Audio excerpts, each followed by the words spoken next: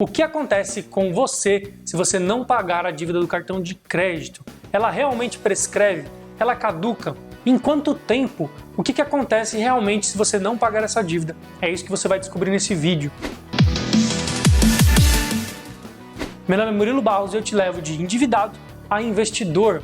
É importante que você saiba exatamente o que pode acontecer com você, para que você não caia na lábia deles e naquelas armadilhas que eles criam, contando mentiras para você aceitar acordos absurdos, a perder de vista, também que podem dificultar essa sua jornada para sair das suas dívidas. E é justamente por isso que você precisa estar munido de informações, para que quando eles liguem para você, você saiba o que realmente é verdade e o que realmente é mentira, para que você não caia em nenhum tipo de armadilha e acabe fazendo uma negociação desnecessária e algo que vai ficar só mais difícil ainda de sair dessa dívida, como por exemplo, contratando um empréstimo.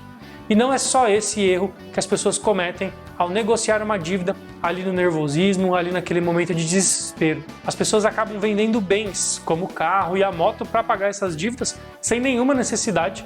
Afinal, essa dívida não pode penhorar o bem delas, o máximo que pode acontecer é o nome dela ficar sujo. Pegar um empréstimo consignado porque caiu na lábia do gerente, dizendo que os juros eram baixinhos, mas ele não frisou que o seu salário poderia ser dado em garantia e a qualquer momento eles poderiam penhorar o seu salário. Ou seja, você perde simplesmente o direito de decidir quando pagar o seu empréstimo. Se você passar por algum tipo de dificuldade, você simplesmente não vai conseguir. Por isso que eu não gosto de empréstimos consignados, por exemplo. Outras pessoas simplesmente deixam lá com o nome sujo, esperam essa dívida prescrever e não entendem as consequências que podem acontecer com elas. E a pior delas é quando você faz negociação atrás de negociação. Quando você não consegue pagar ali, por exemplo, o seu cartão de crédito, eles fazem um empréstimo, no mês seguinte você não consegue honrar esse compromisso e aí vira uma bola de neve, você começa a fazer várias e várias renegociações e não consegue pagar essa dívida, até que você só adia uma coisa que é inevitável, que o seu nome vai ficar sujo e você vai ficar com uma dívida ainda maior para resolver. Você está gostando? Sabe como que é? Você intensifica o problema antes de dar a solução. É tipo assim, você dá uma visão inteira, um gatilho da ponte ao futuro. Porque, por exemplo, eu falei coisas assim que, tipo, a pessoa pode cair na real, pode evitar ela fazer um puta de uma cagada. A pessoa, ela começa a entender que aquele problema é realmente um problema, sabe? Às vezes a pessoa acha que é só uma merda, ela não precisa resolver, entendeu?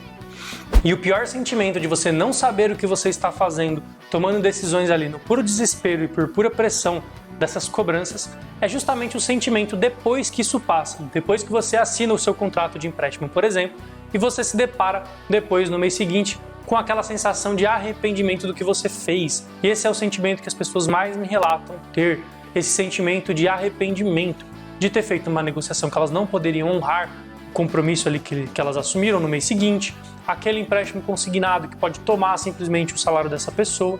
Então eu não quero que você se arrependa das decisões justamente por você estar desesperado e não saber o que acontece com você. Por isso que eu te expliquei todas essas consequências que podem acontecer com você.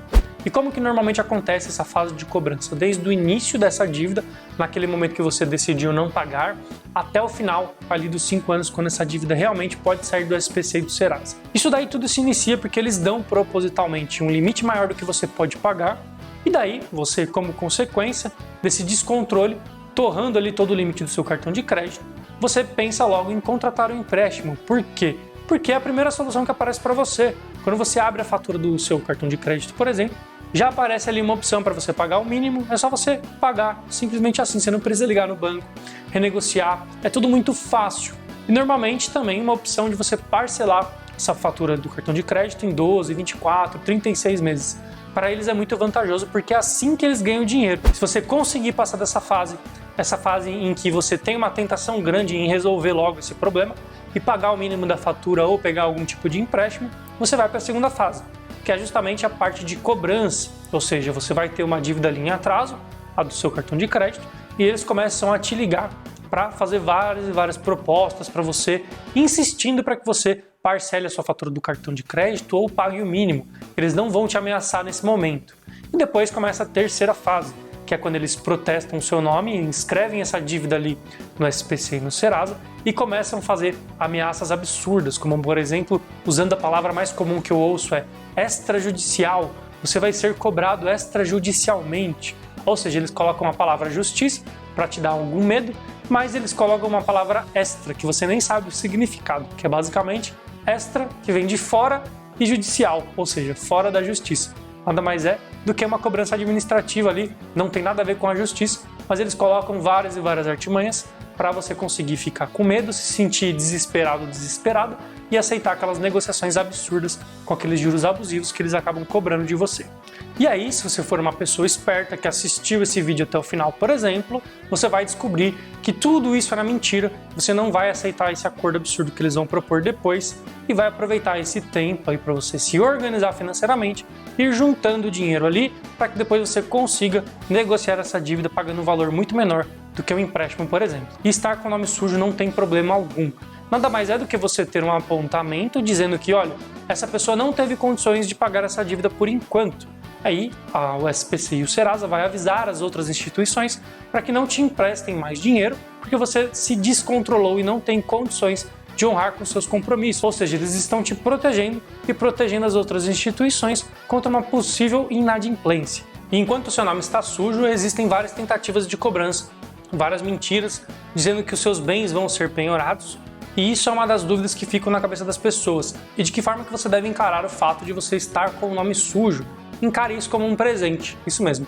Uma situação favorável em que você não tem mais como usar o crédito, aquele crédito que fez você ficar endividado e se descontrolar, para que você se organize financeiramente, aprenda a pagar as coisas à vista, controlar melhor o seu dinheiro, para que quando você saia dessa dívida, você já tenha aprendido uma boa lição e você nunca mais volte a ficar endividado novamente e usando o crédito fácil do banco à toa e sem necessidade. E enquanto o seu nome está sujo, eles intensificam essas cobranças para que você pague essa dívida, contando várias e várias mentiras, e a principal delas é colocar os seus bens ali no meio, falando que o seu carro, a sua moto, a sua casa, o seu apartamento vão ser penhorados, por exemplo. Mas agora presta atenção, eu estou falando de dívida de cartão de crédito. Dívidas de financiamento do carro, da casa, e dívidas atreladas a esse bem, como condomínio, IPTU, IPVA, eles realmente podem penhorar essa casa, esse apartamento, ou essa moto, ou esse automóvel, tudo bem? Eu estou falando estritamente a dívidas de cartão de crédito. Então, quando te ligarem para falar sobre ameaças de cartão de crédito, aí sim você acredita. Agora, se ligarem para falar, por exemplo, que o seu imóvel vai a leilão e essa dívida for de financiamento, isso realmente é verdade, tudo bem? Então, fica comigo aqui e presta atenção. Então, quando eles ligarem para você, ligando para cobrar essa dívida do cartão de crédito, ameaçando, dizendo que os seus bens vão ser penhorados, fica tranquilo, porque a Lei 8.009, a Lei da Impenhorabilidade de Bens, vai proteger esses bens.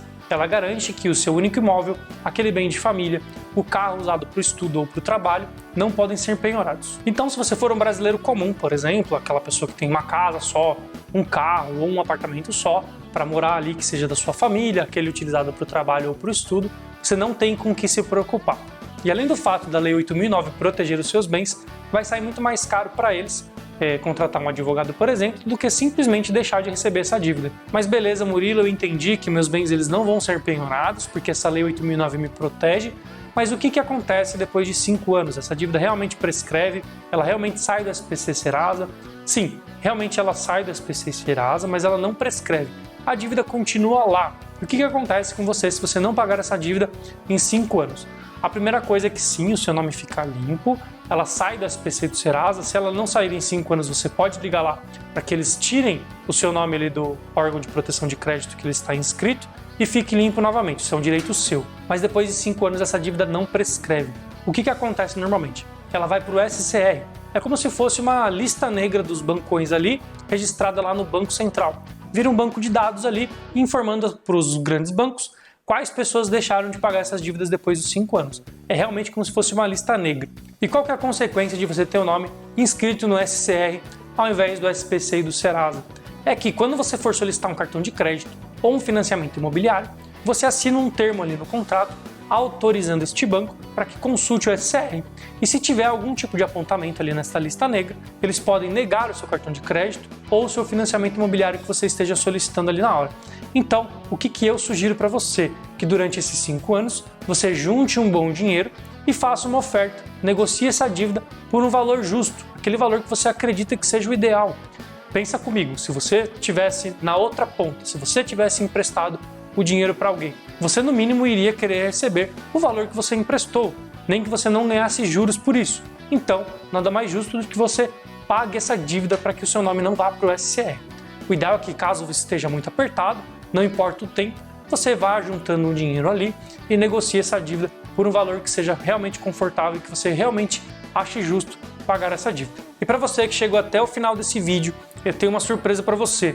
Eu tenho uma série online e gratuita chamada Liberte-se das Dívidas. Lá eu mostro passo a passo o que fazer para sair das dívidas sem pagar os juros ou contratar qualquer tipo de empréstimo. Eu deixei o link aqui na descrição desse vídeo e você pode se cadastrar gratuitamente para assistir essa série. São 4 episódios e lá eu mostro como que você pode se organizar financeiramente, como que você pode e deve priorizar as suas dívidas e também qual é a melhor estratégia que funciona para cada tipo de dívida. Então clica aqui no link e se inscreve lá porque é gratuito, tudo bem? E lembre-se, continue construindo a sua liberdade financeira. Até mais!